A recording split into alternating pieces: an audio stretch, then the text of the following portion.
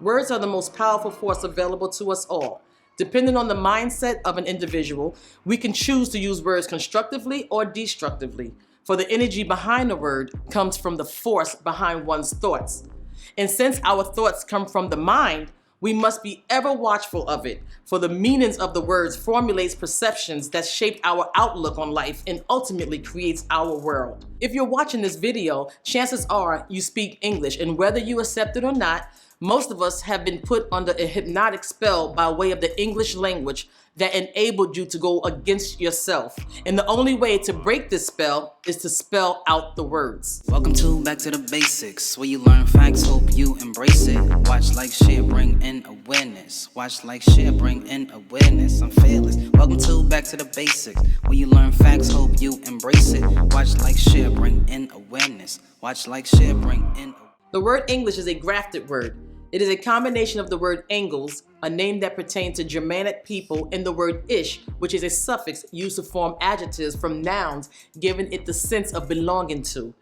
So we can conclude that English is a Germanic language that belongs to the Germans. And since the word Engels and angels sound and look so similar, in the sense they have you calling them angels subconsciously and you don't even realize it. This Germanic language is a branch of the Indo-European language family, as well as Indo-Aryan, which goes back to the Sanskrit language, which is the language of the Hindus. In the 5th century, the Angles, together with the Saxons and Jutes, invaded and conquered Britain. This new land they made for themselves was called Anglo-Saxons, and for short, Anglo-land, which is now pronounced England. And their language is what we call Old English today.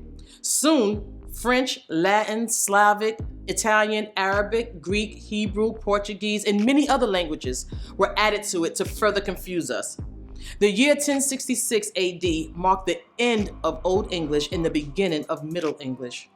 Middle English took its root in Europe between 1100s and 1500s AD, and by the year 1476 AD, modern English came about, which is really American. Many people do not know that the English language started out as letters with hard sounds, much like the German and Greek language of today, which was merely grunting sounds.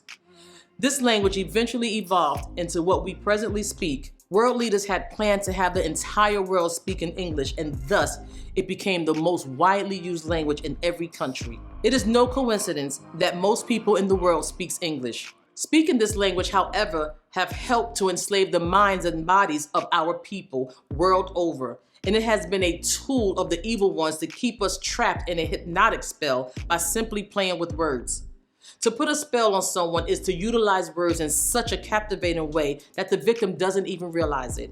For example, we awake each day and greet each other, good morning, and throughout our day, we also greet others, hello. Now let's scrutinize this. A wake is a ritual in which family and friends view the body of the deceased and people are in great mourning. When we greet someone hello, we are actually saying hell is low. Another example is in our leisure, we tend to watch television programs, and again, we are actually saying tell-lie-vision while we're being programmed. And this is not deep. We once were able to see this very easily before we became spellbound by this language. It all starts from childhood, when we were taught to spell words incorrectly, like the word sugar, which should be spelled S-H-U-G-A-R. Look at the alphabets. All the letters in the alphabet are not English letters. And it's simple to know. A rule of thumb is if you cannot spell a letter beginning with the letter that they tell you it is, then it is not an original letter. Take the letter C, for instance. To spell C, you have to use the letter S. To spell F, you have to use the letter E. To spell the letter H, you have to use the letter A. This language has been put together with symbols and codes to trick you and teach you to not know and to ultimately keep you trapped mentally. And because of this reality, the most literate people in the language are in fact the most ignorant. This ignorance comes from the dictionary, which should rightfully be called a definitionary, for diction is how to say a word, not define it. And even the word definition is a trick. Just look at it.